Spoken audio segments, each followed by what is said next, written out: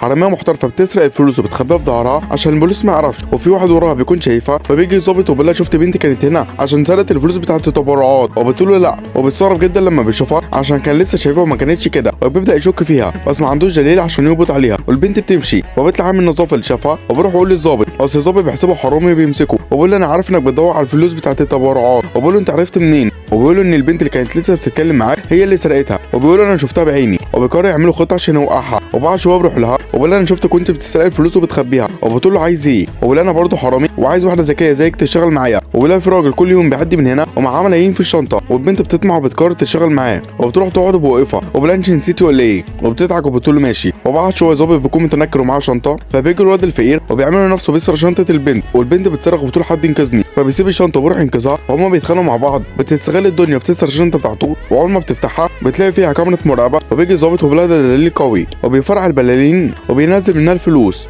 والبنت بتعرف ان هم متفقين مع بعض عشان يوقعوها وبيقبضوا عليها.